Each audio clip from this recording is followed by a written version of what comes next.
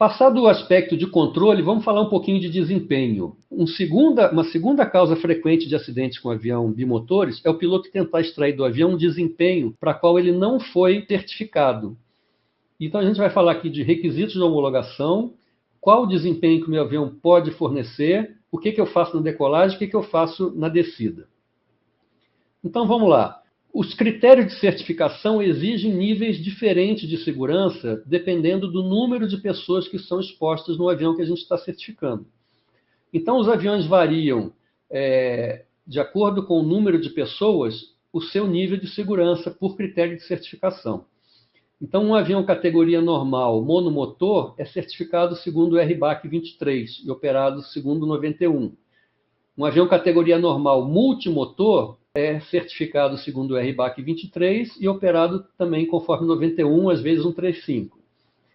Um avião categoria transporte regional é certificado conforme o RBAC 23 e operado conforme o 91 ou 135. Categoria transporte, que são os grandes aviões comerciais de transporte, são certificados por regulamento muito mais exigente, que é o RBAC 25, e operado segundo o 135 ou operado segundo o 121. Então, quanto maior o número de pessoas expostas, maior o nível de segurança exigido para a certificação.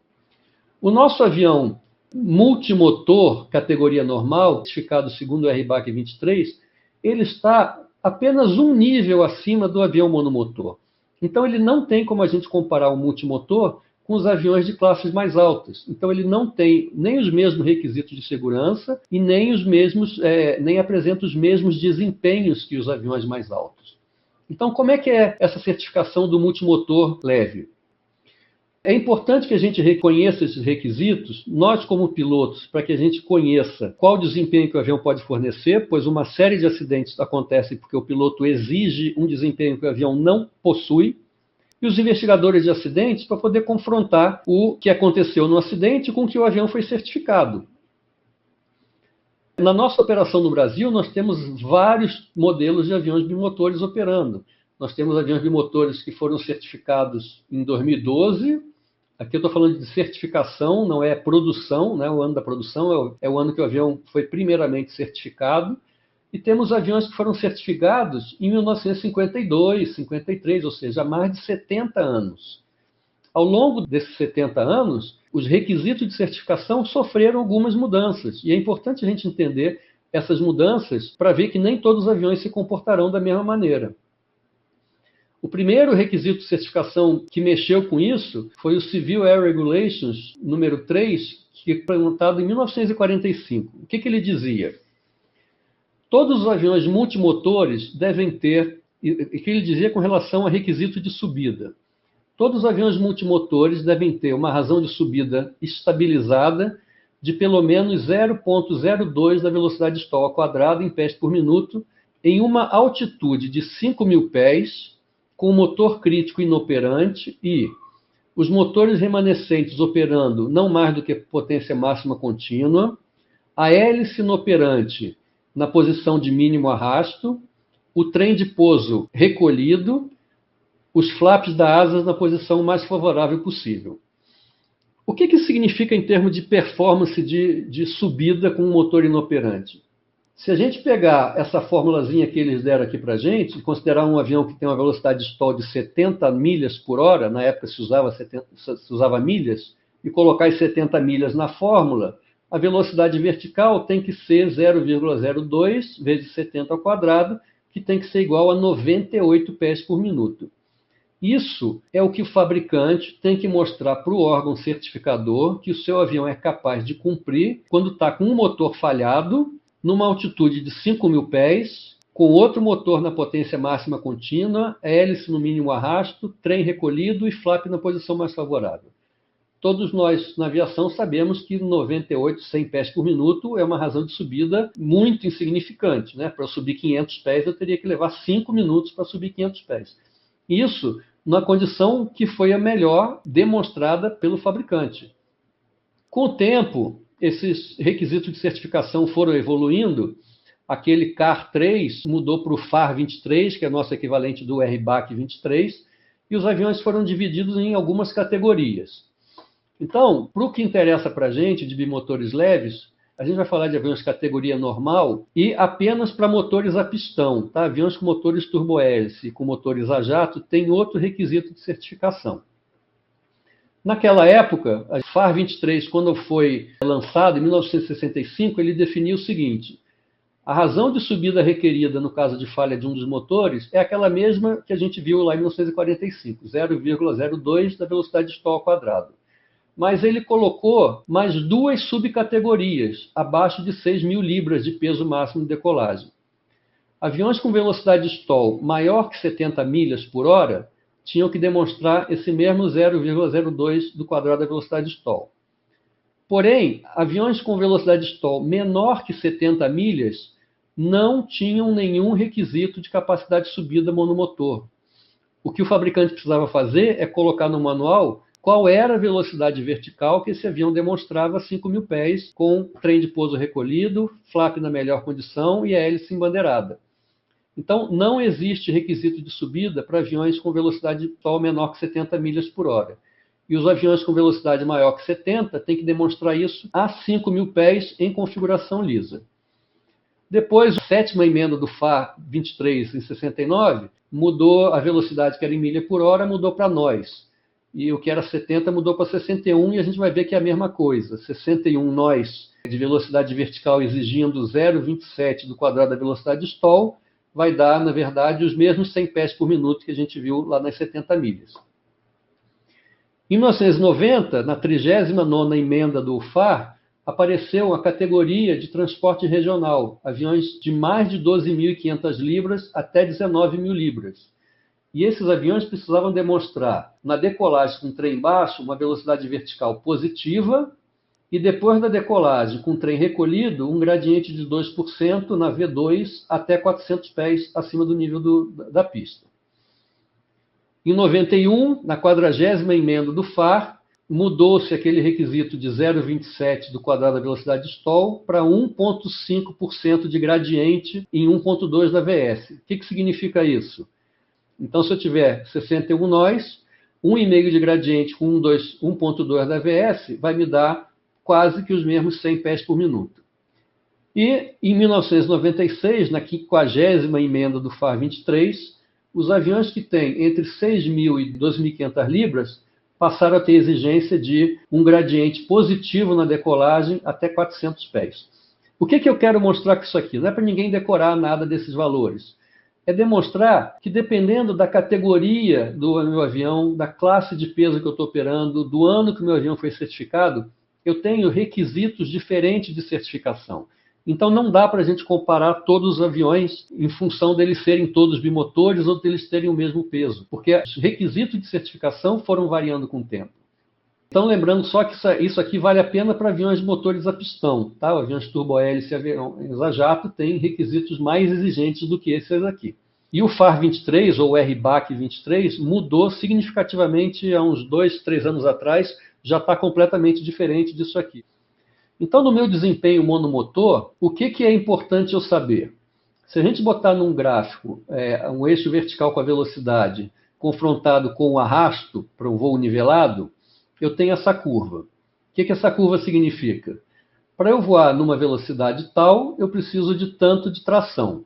Para eu voar numa velocidade maior, eu preciso de tração maior. Para uma velocidade mais alta, mais tração. E é importante o piloto perceber também que esse gráfico é abaulado. Essa curva de tração requerida ou de arrasto ela é abaulada. Abaixo de uma determinada velocidade, a minha necessidade de tração vai aumentando, porque o arrasto induzido vai aumentando. Então, se eu tenho aqui um ponto onde eu tenho menor exigência de tração para voar em voo estabilizado nivelado, à medida que eu vou diminuindo a velocidade, a minha necessidade de tração vai aumentando. Quando eu opero o meu avião bimotor com os dois motores operando, eu tenho isso aqui de tração disponível. Inclusive, essa tração disponível é que vai me dar a velocidade máxima em voo nivelado, o avião fornecendo 100% de tração. O importante desse gráfico é mostrar o seguinte: aquilo que eu não uso para manter o voo nivelado, então, manter o voo nivelado nessa velocidade eu preciso disso aqui de tração, aquela diferença entre o que eu estou usando para o voo nivelado e o que o avião tem disponível, a gente chama de excesso de tração. Esse excesso de tração, ele significa que eu posso usar essa potência para transformá-la em capacidade de subida. Então, nessa velocidade eu tenho isso aqui de excesso de tração. Se eu estiver voando com uma velocidade muito alta, a distânciazinha, o excesso de tração é pequenininho, então minha capacidade de subida no voo estabilizado vai ser muito mais baixa. Então eu tenho isso aqui com 100% os dois motores operando ou com 100% de tração. Quando eu perco um dos motores, a minha tração cai em 50%. Então quando eu perco um motor, eu perco 50% da tração. Mas quanto que eu perco de capacidade de subida? A minha capacidade de subida é dada por essa diferença, chamada excesso de tração. Quando eu perco um dos motores, e eu estou agora com 50% da tração, o meu excesso de tração é só isso aqui. Então eu perco muito mais do que 50% de desempenho em subida quando eu perco 50% de tração. Só para a gente ter uma ideia, que vários aviões bimotores leves, que apresentam razões de subida na faixa de 1.600 até 1.800 pés por minuto em condição bimotor, quando tem uma falha de motor, essas razões de subida caem para a faixa de 300, 200, 180, 190 pés por minuto. Ou seja, a perda de desempenho em condição de voo monomotor é na faixa de 80%. Lembrando, para aquelas condições de voo estabilizado a 5.000 pés em configuração lisa. Então a gente tem que estar atento que, ao perder um dos motores em um avião bimotor leve, o desempenho será reduzido em 80% ou mais, e não apenas pela metade. Um piloto de bimotor precisa ter de cabeça algumas velocidades críticas. Quais são essas velocidades? A VXSE, o SE de single engine, ou um motor só operando, que geralmente é a parte mais baixa da curva de tração por velocidade. Essa VXSE é a velocidade que vai me dar melhor ângulo de subida com o motor inoperante. A outra que eu tenho que saber de cabeça é a VYSE, que é marcada no velocímetro através de uma radial azul, a Blue Line. Essa velocidade é a minha melhor relação entre sustentação e arrasto, e ela vai me dar a melhor razão de subida com o motor inoperante. A gente já vai ver a diferença desses dois. A terceira velocidade importante, a gente já passou por ela, que é a VMCA, que ela resulta em perda de controle direcional se eu tiver assimetria de tração. E a quarta velocidade importante é a velocidade de stall, que a gente já não precisa nem explicar. Bom, o velocímetro do meu avião tem todas essas indicações. Eu tenho um arco branco, que mostra a velocidade de stall com trem de pouso embaixo, flap embaixo e sem potência. Eu tenho um arco verde, que mostra a velocidade de stall em configuração lisa sem potência, o início do arco verde. Temos a radial vermelha, que mostra a VMCA, velocidade mínima de controle com assimetria de tração. E só lembrando, a maneira que eu tenho de anular a VMCA é cortando a simetria de tração. Então, se eu tiver um problema de perda de controle, se eu reduzir o motor operante, eu não tenho mais problema com o VMCA. E temos a radial azul, que é a VYSE, que é a velocidade que vai me dar o melhor ângulo de subida.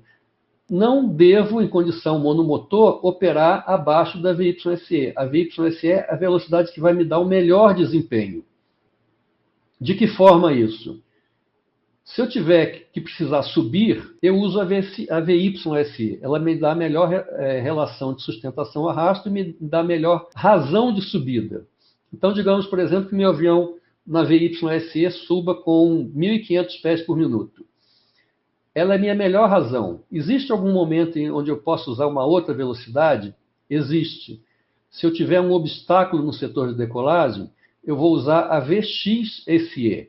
A VXSE me dá um melhor ângulo, embora com uma razão menor. Então, se aqui, no nosso exemplo, a gente está subindo com 1.500, aqui eu subo com 800, mas como a minha velocidade é menor, o meu ângulo é maior e eu consigo liberar os obstáculos. Depois que eu liberar o obstáculo, eu acelero para VY, porque ela vai me dar o meu melhor desempenho. O que eu posso esperar do meu bimotor leve no caso de falha na decolagem? Esse é um erro clássico, né? Todo mundo fala que prefere ter um bimotor, porque se tiver uma falha de motor na decolagem, você continua voando. O que a gente viu daqueles requisitos de certificação? Os requisitos só exigem um desempenho ínfimo de subida, ali na faixa de 100, 150 pés por minuto, a 5.000 pés em configuração lisa. Não existe nenhum requisito para essa classe de avião demonstrar desempenho positivo na decolagem, em configuração de decolagem, com trem estendido, com flap na posição de decolagem e com a hélice não embandeirada. Então, isso não é feito pelo fabricante, nunca foi feito pelo fabricante, e a gente não sabe como que o avião vai se comportar no caso de uma falha na decolagem, na configuração de decolagem. Então, não há nenhuma razão para crer que um avião bimotor leve irá exibir um desempenho positivo em voo monomotor na configuração de decolagem pelo fato de atender aos requisitos de desempenho de subida monomotor, aqueles que a gente viu que é 5.000 pés, ISA e configuração lisa, com trem recolhido, flap na melhor posição e hélice embandeirada.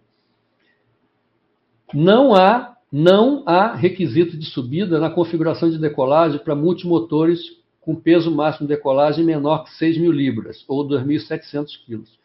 Então, o que a gente faz se eu tiver uma falha de motor na decolagem com um avião dessa classe?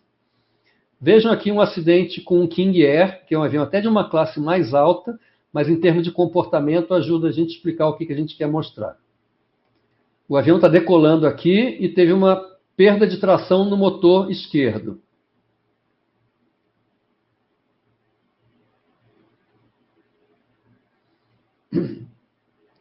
Esse avião manteve o nariz alto durante a decolagem, durante a saída do chão. Isso aí provavelmente provocou uma perda de velocidade e o avião rolou para cima do motor inoperante, que são todos aspectos que prejudicam o controle, que degradam o controle, e aspectos que a gente viu que fazem um aumento da VNCA. Curva para cima do motor inoperante e perda de velocidade, com consequente perda de autoridade do leme direcional. Então, a gente tem que sempre lembrar do seguinte, nosso velocímetro nos dá a dica ali. A radial vermelha é a VNCA, eu tenho que estar longe dessa aqui todo o tempo. E a radial azul é a VYSE, é a velocidade que me dá melhor desempenho na condição monomotor. Se eu tiver uma falha na decolagem em bimotores leves, aviões que não são certificados para ter desempenho na decolagem em condição monomotora, se eu tiver essa falha entre 0 e a VMC, a velocidade mínima de controle, eu fico no chão. Se eu tiver essa falha entre a VMC e a VR, também a recomendação é ficar no chão. Se eu tiver essa falha entre a VR e a VYSE, aí as opções aumentam muito. E aqui é importante que o piloto pense antes de iniciar a corrida de decolagem, porque existem várias opções dependendo da condição que o avião estiver operando, das condições de peso, da condição de temperatura, do tipo de aeródromo, do comprimento da pista, de obstáculos que possam existir depois do aeródromo. Então as opções são muito variadas. Se eu tiver uma falha entre a VR e a VYSE, eu tenho uma opção de abortar e voltar para a pista, se isso aí me permitir. Ou até varar a pista, porque eventualmente isso pode provocar danos no avião, mas mantenha os ocupantes vivos. Ou eu posso optar por ajustar o avião na VYSE, isso aqui é extremamente importante. Falha em avião bimotor, ajusta na VYSE. É a velocidade que vai te dar o melhor desempenho todo o tempo, a VYSE. E ao ajustar na VYSE, como a gente não tem gráfico de desempenho desse avião em configuração de decolagem, a gente vai ver o que acontece. Então vai ajustar na VYSE, que é a minha melhor velocidade. Se eu tiver com trem de pouso baixado, talvez seja melhor eu voltar para a pista ou pousar em frente. Se eu tiver selecionado o trem de pouso em cima e na VYSE a aeronave não tiver desempenho positivo, tiver desempenho inadequado com o motor inoperante, a minha única alternativa é pousar. Não tem como eu sair da situação. A VY é a minha melhor velocidade de melhor desempenho. E se eu tiver já selecionado o trem de pouso em cima e tiver um desempenho monomotor positivo, e aí eu continuo com o meu voo e aí eu faço aqueles procedimentos que a gente falou. Controle direcional, atitude, inclinação, manetes à frente, configuração e reduzir, identificar e confirmar e fazer o corte do motor. O que é importante é o seguinte, duas coisas importantes. Não tem velocidade que vai te dar melhor desempenho do que a VY. E segunda coisa importante, o piloto tem que tomar a decisão antes de entrar na pista, porque cada aeródromo tem uma configuração, tem obstáculo, não tem obstáculo, tem pista de 3.000 metros, tem pista de 800 metros, tem pista subindo, tem pista descendo, tem temperatura alta, temperatura baixa. Então o piloto tem que tomar a sua decisão antes de entrar na pista, o que ele vai fazer se ele tiver uma falha em cada um desses momentos aqui. Então, os procedimentos no caso de parada de motor em voo são: mantém a velocidade, a VYSE, estamos enfatizando bastante Y, porque é a velocidade que te dá o melhor desempenho, e o controle. Eu não tenho controle se eu não tiver velocidade. Ajuste as manetes, reduza o arrasto para o mínimo, identifique, confirme e embandere o motor em pane. E aí você vai para o checklist do seu avião. Importante é isso aqui. Isso aqui é um dos principais fatores causadores de acidentes fatais em bimotores leves. O piloto perdeu o controle porque perdeu a velocidade. Uma outra coisa que pode acontecer, se eu estou em voo de cruzeiro e eu perdi um motor, perdi metade da tração, perdi mais ou menos 80% do desempenho, o meu avião começa a desacelerar. Até quanto eu deixo esse avião desacelerar antes de começar a trocar altura por velocidade? De novo, a velocidade que me dá o melhor desempenho é a radial azul, a Blue Line, a VYSE. Essa é a velocidade que eu tenho que procurar manter. Então, se eu estiver voando em voo de cruzeiro, nivelado, e a minha velocidade for reduzindo, quando o meu velocímetro chegar na Blue Line, eu tenho que trocar a altura para manter essa velocidade que está na Blue Line. Esse é o meu melhor desempenho. Então, a gente vai ter que começar a descida para ter o melhor desempenho. Se eu deixar a velocidade cair, eu vou começar a ter aumento do arrasto, perda de desempenho, e vou começar a voar perto da VMC com aquela possibilidade de perda de controle. Então, na descida, o que eu tenho? Eu tenho a VY, que me dá o maior alcance. Eu tenho a VX, que me dá um alcance menor, mas me dá mais tempo antes de chegar no chão. Então, se aqui eu desço com 1.500 pés por minuto de razão, na VX, digamos que meu avião desce com 800. Eu perco em alcance, mas se eu quiser fazer procedimentos e que eu preciso de um minutinho a mais para preparar o avião para o pouso, pode ser interessante eu voar na VX para ganhar tempo antes de chegar no chão. Qualquer velocidade abaixo dessa vai degradar o meu desempenho. E qualquer velocidade mais baixa dessa vai me deixar muito perto da VMC e aumentando a chance de uma perda de controle e uma colisão trágica com o solo. É importante falar em pouso de emergência porque muitas vezes os nossos bimotores leves não têm desempenho para manter o voo nivelado. Então você vai entrar numa condição de descida, que pode ser suave, procurando sempre manter a VY, e você vai ter que fazer um pouso forçado fora de aeródromo. Então a pergunta é: qual é o maior inimigo do piloto durante um pouso de emergência? Vou dar 5 segundos para a gente pensar. Qual o aspecto que mais afeta a segurança de voo durante uma tentativa de pouso de emergência num bimotor leve? A resposta a essa pergunta é a tentativa de salvar o avião. Quando o piloto adota procedimentos que não são os procedimentos básicos de operação do avião, no nosso caso, por exemplo, manter a VY até o avião chegar no chão, quando o piloto começa a usar procedimentos não ortodoxos, ele aumenta a chance de perda de controle. E a gente vai ver aqui isso logo. É importante que a gente tenha em mente o seguinte: eu sei que é mais fácil falar do que fazer, mas pousos de emergência são feitos para salvar vidas, não são feitos para salvar aeronaves.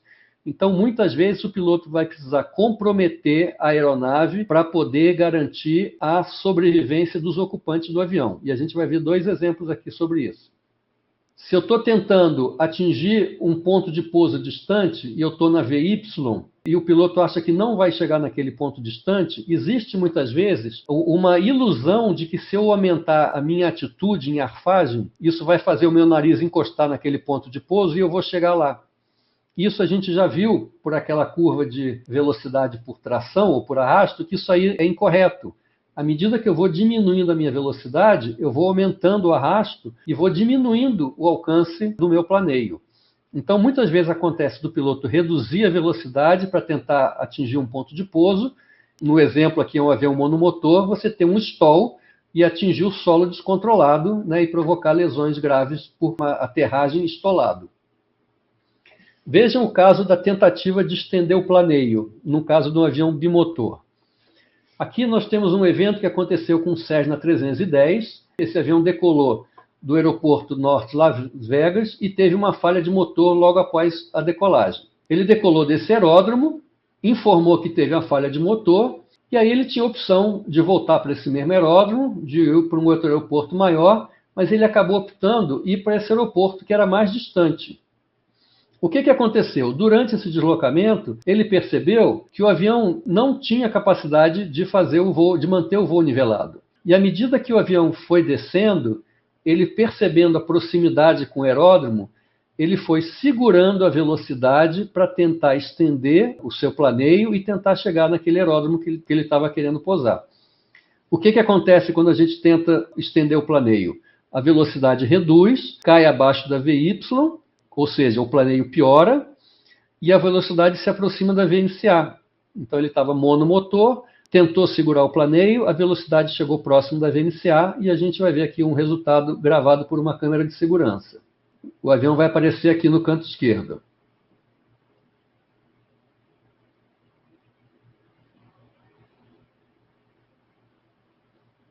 Vou passar mais uma vez para quem não conseguiu observar. O avião aqui, segurando o planeio, e de repente ele gira para cima do motor inoperante e cai quase na vertical, igual todos os outros casos que a gente já mostrou hoje aqui de perda de controle por VMCA. O avião terminou nessa condição, né, e os dois ocupantes sofreram lesões fatais. Então é importante a gente ter em mente que essas tentativas de procedimentos não ortodoxos não funcionam. A tentativa de salvar o avião só piora a situação. Ele estava operando numa região que tinha aqui o avião, a rota do avião, e aqui o aeródromo que ele estava tentando chegar. E quanto mais perto você chega no aeródromo, mais tentado você fica em fazer procedimentos que não são convencionais para tentar pousar no aeródromo. Se ele tivesse feito um pouso, descido na VY e feito um pouso, né, em qualquer região desabitada aqui, ele teria sacrificado o avião, mas com certeza, né, teria sobrevivido a esse evento, ao invés de ter uma perda de controle por VMC, com aquela consequência que a gente viu. Então, é extremamente importante, isso vale para monomotores também. Eu sempre ouço as pessoas falando assim, se tiver uma falha de motor, vou vir posando quase estolado. O que acontece se você vier posar quase estolado num pouso forçado? Você perde controle sobre a atitude e sobre a razão de descida. Vejam aqui dois exemplos de aviões que pousaram estolados. Vejam o esmagamento vertical na fuselagem desses dois aviões. Nesses dois casos, os ocupantes sofreram esmagamento, lesões na coluna vertebral devido à elevada razão de descida do avião, porque ele veio para o solo estolado. Então é muito melhor que você faça um pouso forçado acima da velocidade de stall. O avião consegue absorver o impacto, consegue absorver a desaceleração, e é muito melhor para os ocupantes que o avião faça o pouso acima da velocidade de stall. A não ser em casos muito específicos, que é um outro assunto. Então, um aspecto é esse. Não deixe a velocidade chegar perto da velocidade de stall. Nunca perca controle sobre atitude e razão de descida. A velocidade de stall é uma condição que faz você perder controle sobre atitude e razão de descida. E para o caso dos bimotores, a VMCA, que a gente já viu exaustivamente aqui. Então, os acidentes com bimotores, diferente dos acidentes com monomotores, muitas vezes terminam desse jeito. Por quê? Porque os pilotos tentam extrair um desempenho que o avião não tem, deixa a velocidade cair abaixo da VY, o que não traz nenhum ganho, porque abaixo da VY o seu desempenho degrada, e deixa a velocidade chegar perto da VMCA, o que afeta perigosamente a segurança, chegando à perda de controle e acidentes fatais. Então, velocidade stall e velocidade mínima de controle, você tem que estar acima delas quando você estiver fazendo um pouso forçado, para evitar esse tipo de consequência. Então, gente, nós passamos pelos 3 tópicos que a gente tinha se proposto a falar.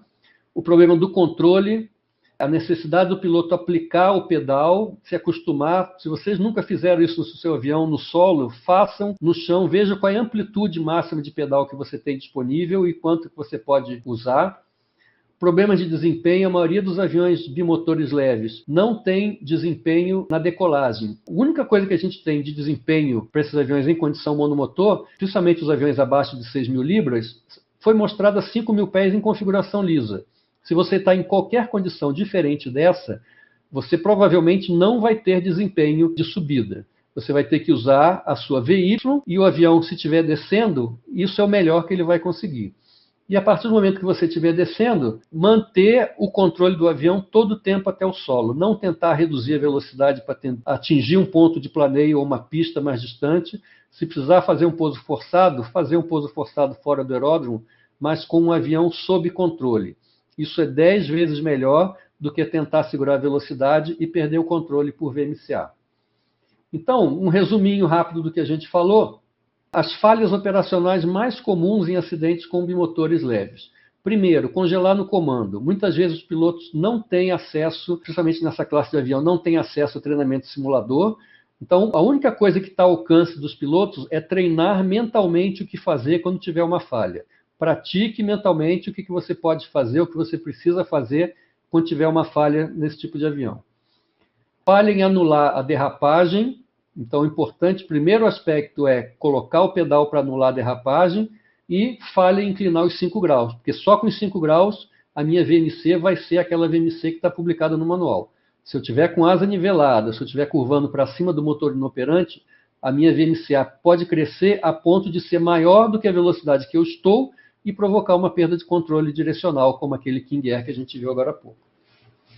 Falha em manter a VY, que é o melhor desempenho, então estou repetindo justamente para ser chato, a VY é o melhor desempenho, não consigo melhor desempenho do que a VY. E nunca se aproximar da VMCA. E se eu me aproximar da VMCA e tiver a tendência de perder o controle, a solução é pedal, velocidade ou reduzir o motor bom para fazer um pouso controlado, pouso forçado com o avião controlado. Uma outra falha muito comum é a identificação incorreta do motor em pane. Então, pedal que está fazendo força é o pedal do motor bom. Pedal que está mole é o pedal do motor em pane.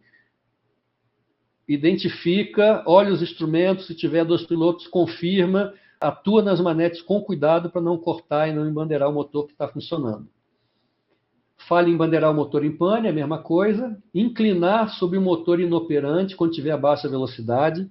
Então, se eu estiver voando com velocidades altas, não tem problema de eu curvar para cima do motor inoperante. O problema é quando eu estou voando com baixa velocidade ou no circuito de tráfego, e aí eu estou voando com baixa velocidade, curvando para o motor inoperante, fazendo a minha VMCA aumentar e correndo o risco de perder o controle por VMC. Ficar muito baixo na aproximação, esses aviões não têm desempenho, a gente já viu que o único desempenho que ele tem é em configuração lisa, então cuidado para não ficar muito baixo na aproximação. Por quê? Porque você provavelmente não vai ter condição de arremeter, ou não vai ter condição de arremeter.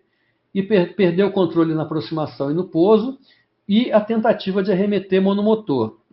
A maioria deve lembrar que ano passado houve um acidente com um Baron no campo de Marte, não tem relatório ainda, então são só suposições, mas aparentemente esse avião veio para um pouso monomotor, entrou alto, e o piloto tentou arremeter monomotor. Então, aqui é muito nítido que esse avião não tem desempenho.